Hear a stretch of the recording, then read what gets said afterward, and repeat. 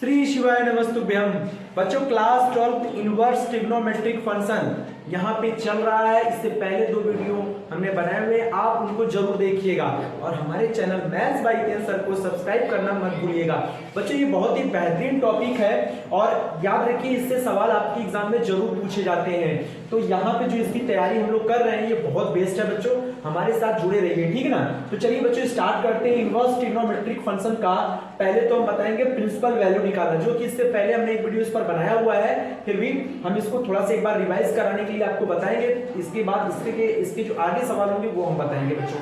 तो चलिए स्टार्ट करते हैं बच्चों। सबसे पहले आपको क्या करना है, आपको सॉल्यूशन लेना है और याद रखिए बच्चों अगर हमें प्रिंसिपल वैल्यू निकालना है किसी भी इनवर्स ट्रिग्नोमेट्रिक फंक्शन का, तो आपका सबसे पहला जो काम होना चाहिए वो होना चाहिए क्या कि इसकी रेंज याद होनी चाहिए। जिससे जितने भी इनवर्स ट्रिग्नोमेट्रिक फंक्शन है, फिर चाहे वो साइन इनवर्स हो, फिर कॉस इनवर्स हो, सेक इनवर्स हो, कॉसिक इनवर्स हो, कॉट इनवर्स हो, टेन इनवर्स हो, ये 6 ट्रिग्नोमेट्रिक जो इनवर्स फंक्शन है इनके आपको क्या याद होना चाहिए, रेंज ऑफ प्रिंसिपल वैल्यू याद होना चाहिए, ठीक है ना, जो हमने वीडियो में इससे पहले वाले में बताया हुआ है। आप उस वीडियो को जरूर देखिएगा।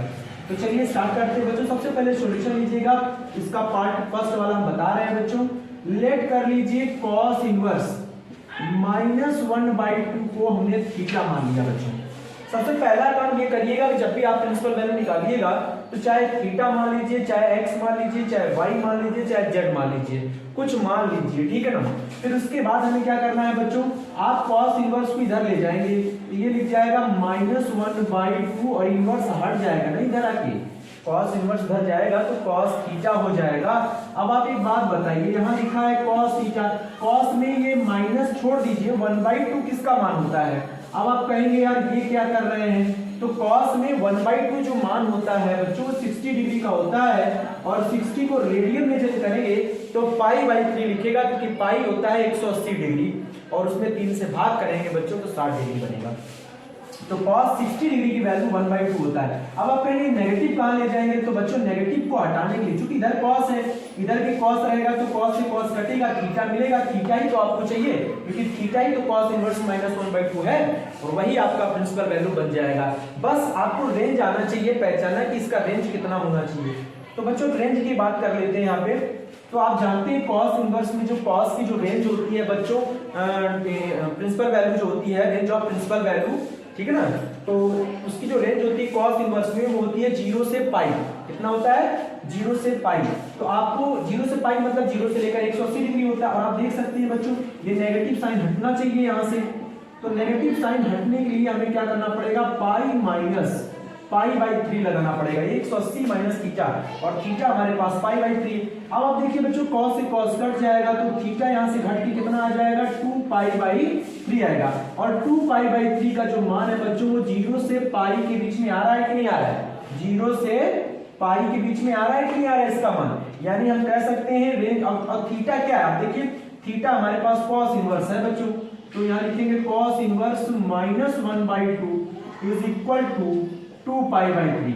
क्या लिखेंगे, 2π/3, यानी हम कह सकते हैं कि जो रेंज होती है, range of principal value, range of principal value, ठीक है, प्रिंसिपल वैल्यू ब्रांच बोल सकते हैं बच्चों, branch of cos inverse -1/2 is कितना होता है बच्चों, 0 to पाई, ये होता है इसका ब्रांच।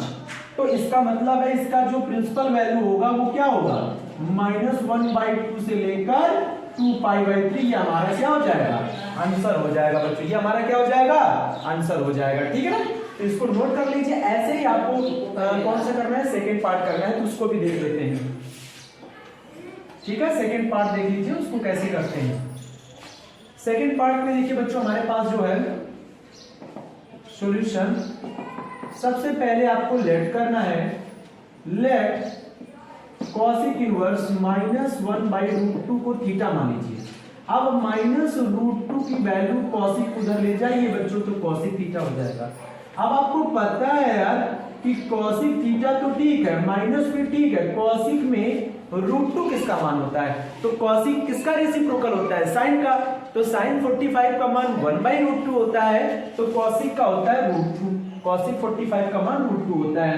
तो 45 को लिखेंगे π/4। नेगेटिव वैल्यूज आ गया बच्चों। तो आपको पता होना चाहिए कॉसिक में जब इनवर्स जो रेंज ऑफ प्रिंसिपल वैल्यू होती है बच्चों, वो कहीं ना कहीं कितना होना चाहिए, आपको ध्यान रखना है। जो साइन इनवर्स होता है -π/2 से π/2 क्लोज ब्रैकेट में, ठीक है, उसमें से -π/2 से π/2 मतलब उसमें से 0 निकालना है आपको। तो 0 नहीं ले सकते हैं, बाकी आप सब इंक्लूडेड कर सकते हैं, ठीक है ना। तो कहीं कहीं कॉसिक किसमें नेगेटिव होता है बच्चों, आप समझ सकते हैं कॉसिक नेगेटिव होता है थर्ड क्वाड्रेंट में। किसमें होता है, थर्ड क्वाड्रेंट में होता है बच्चों। लेकिन आपको ध्यान रखना है कि थर्ड क्वाड्रेंट में हम जाएंगे कैसे, तो हम यहाँ लिखेंगे कॉसिक। अब जरा देखिए थर्ड क्वाड्रेंट में जैसे ही जाएंगे आप क्या लिखेंगे, आप पाई प्लस π/4।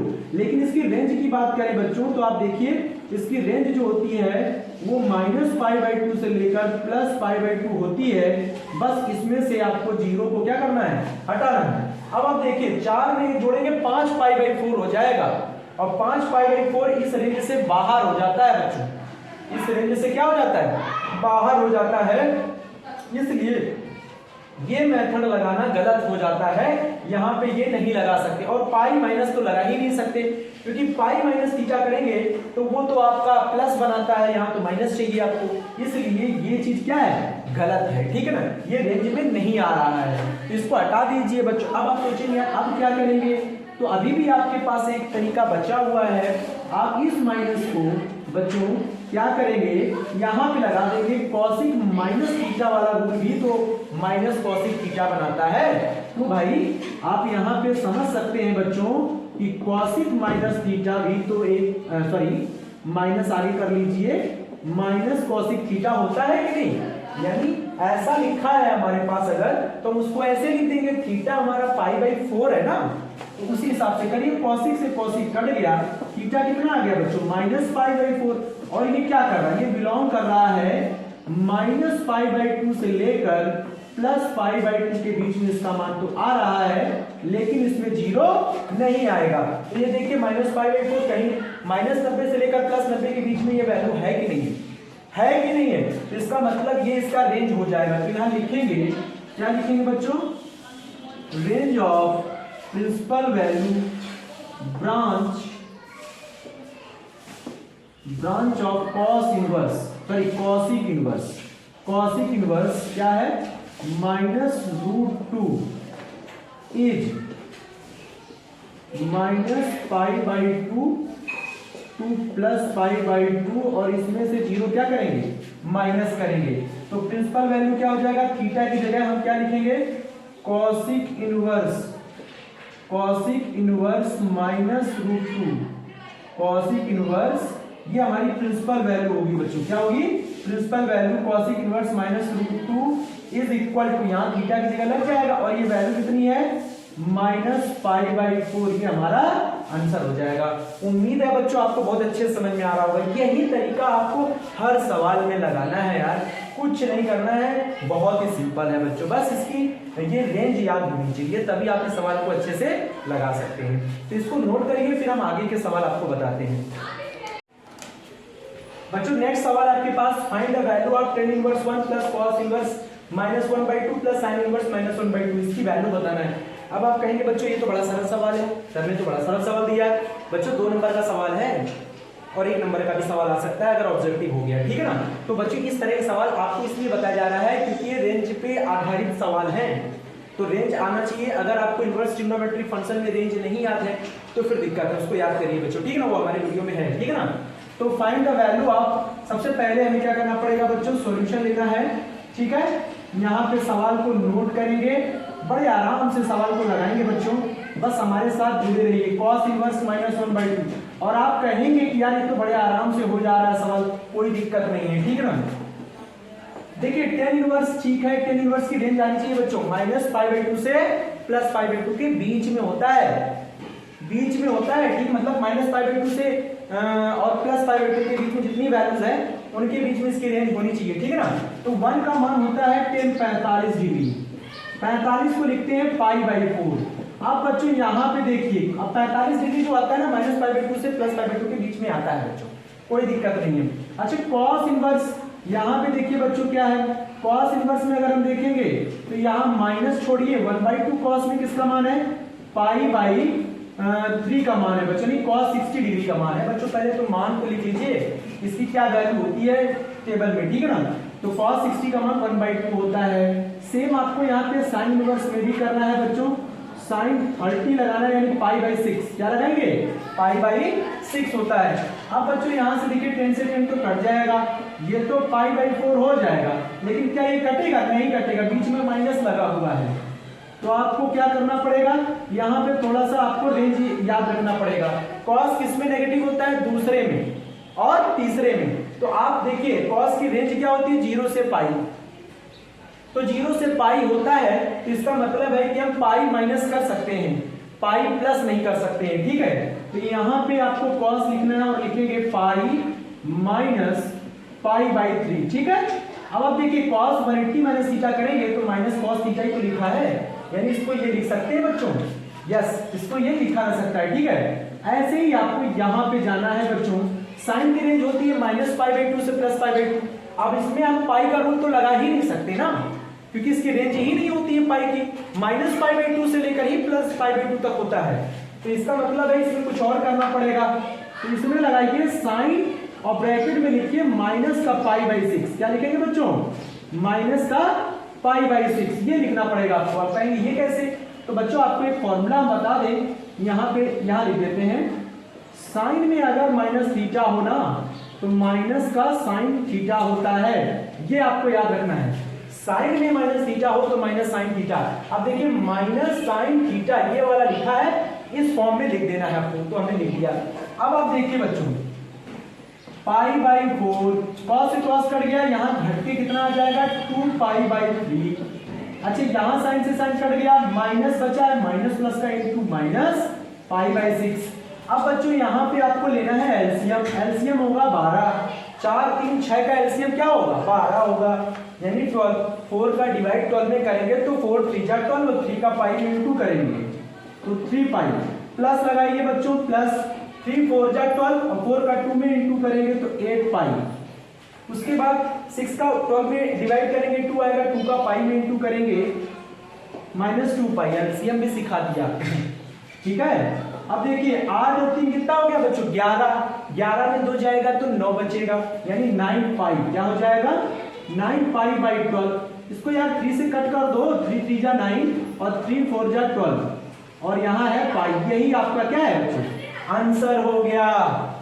3पाई/4 आपका आंसर। 2 नंबर पक्के, 2 नंबर क्लास 12 में पक्के हो गए आपके, अगर इस तरह के सवाल आप लगा लेते हैं तो, ठीक है ना बच्चों। तो इसको नोट कर लीजिए, ठीक है बच्चों। नेक्स्ट सवाल है, find the value of 2 tan inverse 1/3 plus tan inverse 1/7। और इधर एक सवाल दिया है, sin inverse √x plus sin inverse √1 - x is equal to. 4 option है, आपको बताना है कौन सा करेक्ट ऑप्शन होगा बच्चों, ठीक है ना। तो बहुत ही बेहतरीन सवाल है बच्चों। और याद रखिए हम यहाँ पे जो सवाल आपको बता रहे हैं, मैं हमेशा यही कहता आता हूँ कि जो भी सवाल हम यहाँ बताते हैं वो केवल और केवल एग्जाम के पर्पज से ही बताया जा रहा है, ताकि आपको अपने एग्जाम को कंप्लीट तैयारी करने को एक अच्छा मौका मिल रहा है बच्चों। उसके लिए आप हमारे साथ जुड़े रहिए, ठीक है ना। तो देखिए ये जो सवाल है आपके पास 2 tan inverse 1/3 plus tan inverse 1/7 है। सबसे पहले तो आपको एक फॉर्मूला आना चाहिए, वो हम आपको बता देंगे। इसको तो 2 तरीके से आप लगा सकते हैं, इसको आप क्या कर सकते हैं, 2 तरीके से लगा सकते हैं। एक तो ये है बच्चों कि इसके लिए आपको एक फॉर्मूला मैं आपको ऊपर ही लिख देता हूं ताकि आपको याद रहे। tan इनवर्स, एक फॉर्मूला तो आपके पास ये होता है 2 tan inverse x is equal to tan inverse 2x upon 1 - x²। एक ये फॉर्मूला है।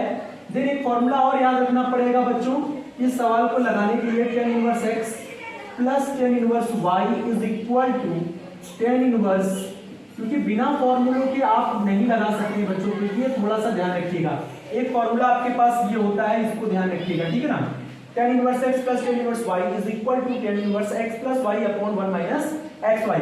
हम यहाँ ये दोनों फॉर्मूले यूज करेंगे बच्चों, ठीक है। तो सबसे पहले हम क्या करेंगे, हमारे पास सवाल है 2 tan inverse 1/3 plus tan inverse 1/7। तो बच्चों आप देख सकते हैं 2 tan इनवर्स x, ये जो हमारा है ये बच्चों ये x है, तो 2 tan इनवर्स x ये वाला फॉर्मूला अप्लाई हो रहा है बच्चों यहाँ पे।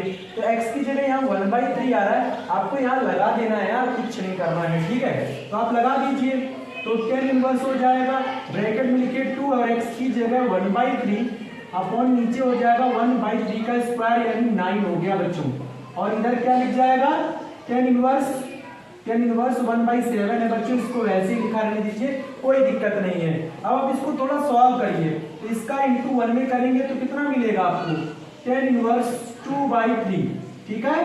और नीचे कितना मिलेगा आपको इसमें घटाने से 8/9 यानी 8/9 मिलेगा बच्चों, प्लस tan इनवर्स 1/7 आपका लिखा रहेगा।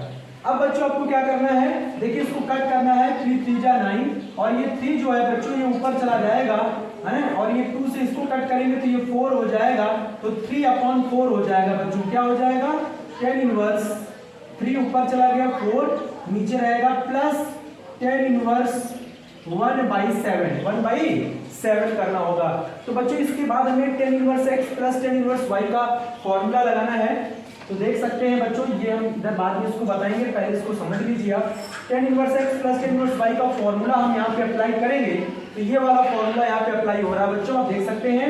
tan इनवर्स लिखिए और x की जगह आपका 3/4 है और y की जगह आपका क्या है 1/7 है बच्चों, तो आप लगा सकते हैं 3/4 1/7 अपॉन 1 माइनस xy, तो 3/4 इंटू 1/7।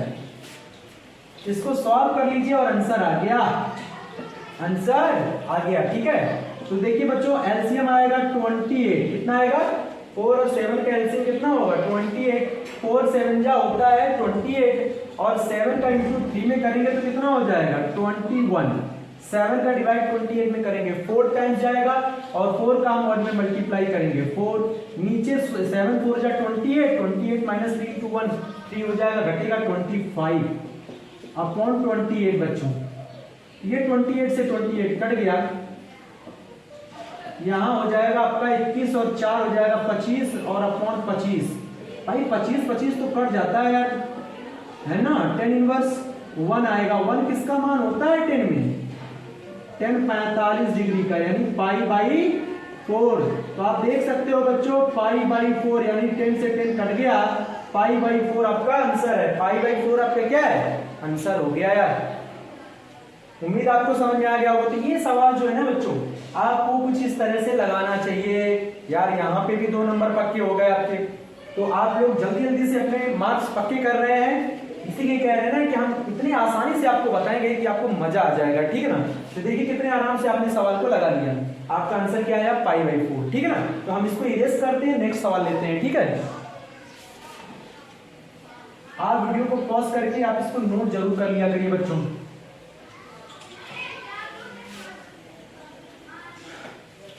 ठीक है, नेक्स्ट सवाल देखते हैं। आप देख सकते हैं बच्चों sin inverse root x plus sin inverse root 1 minus x क्या हो सकता है। sin inverse root x plus sin inverse root में 1 माइनस x। बच्चों एक चीज बताइए आप, sin इनवर्स तो ठीक है, कोई दिक्कत नहीं है, थोड़ा इस पर विचार करिए। इसका एक फॉर्मूला आपको पता है, इनवर्स ट्रिग्नोमेट्रिक फंक्शन में क्या होता है ना बच्चों, थोड़ा फॉर्मूले का खेल है, आपको थोड़े बहुत फॉर्मूले आने चाहिए, ठीक है। तो यहाँ पे इसका फॉर्मूला आपको लिख दे रहा है बच्चों, साइन इनवर्स x का एक फॉर्मूला होता है कॉस इनवर्स के टर्म में, क्या होता है √1 minus x square. Sine inverse x is equal to क्या होता है cos inverse √1 minus x square. तो हम यहाँ लिखेंगे कॉस इनवर्स √1 माइनस, अब x हमारा क्या है देखिए ना यहाँ x साइन इनवर्स, इतने को x माना जाएगा ना, साइन इनवर्स x इतने को क्या माना जाएगा x माना जाएगा, और ये x यहाँ लगेगा तो x यहाँ पे भी लगेगा, यानी रूट में 1 माइनस एक्स यहाँ, तो रूट में 1 माइनस एक्स का स्क्वायर यहाँ हो जाएगा। बच्चों इसको बढ़ा लेंगे हम, यहाँ लिखेंगे रूट में क्या लिखेंगे 1 माइनस एक्स का स्क्वायर, ठीक है। ये इस तरह से आपको करना है बच्चों। तो आपको यहाँ लिखना है sine inverse root x plus cos inverse. अब आप बताइए जरा, रूट का स्क्वायर करेंगे तो रूट हट नहीं जाएगा, ये स्क्वायर हो गया, ठीक है ना, तो रूट हट जाएगा, और उसमें माइनस का अंदर आप चाहे तो ऐसे एक स्टेप और कर लीजिए, 1 माइनस एक्स कर सकते हैं कि नहीं कर सकते हैं। फिर बच्चों आपको क्या करना है, sine inverse root x plus cos inverse, अब अंदर माइनस का इंटू करिए तो ये प्लस एक्स, 1 से 1 कट गया। अब आप देख सकते हैं साइन इनवर्स यहाँ पे हो गया क्या हमारा, साइन इनवर्स रूट एक्स हो गया प्लस का कॉस इनवर्स रूट एक्स हो गया, और ये आंसर हो गया पाई बाई 2 का। Sine inverse x plus cos inverse x कितना होता है बच्चों, sine inverse x plus cos inverse x होता है पाई बाई 2, क्योंकि ये फॉर्मूला होता है, ये फॉर्मूला होता है, sine inverse x plus cos inverse x होता है पाई बाई 2। अब x की जगह ये दोनों वैल्यूज अगर सेम है और ये साइन कॉस है तो बच्चों पाई बाई 2 ही रिजल्ट आएगा। देखिए रूट एक्स यहाँ है, रूट एक्स यहाँ है, तो हमारा आंसर क्या हो गया, सेम हो गया। ठीक है ना, तो ये चीज ध्यान रखना है आपको। तो हम इसको भी चेंज कर सकते थे, इसको भी चेंज कर सकते थे, तो मैंने इसको चेंज कर लिया। ठीक है, ये हमारा आंसर हो गया, ये हमारा क्या हो गया। तो कौन सा ऑप्शन सही होगा बच्चों, सेकेंड ऑप्शन, सेकेंड ऑप्शन होगा करेक्ट ऑप्शन। सेकेंड ऑप्शन कैसा होगा, करेक्ट ऑप्शन होगा बच्चों। बहुत ही बेहतरीन सवाल हम आपके लिए लेकर आए थे। हमारा वीडियो कैसा लगा, हमारे चैनल को सब्सक्राइब करिए और वीडियो को लाइक जरूर करा करिए बच्चों। Thank you very much.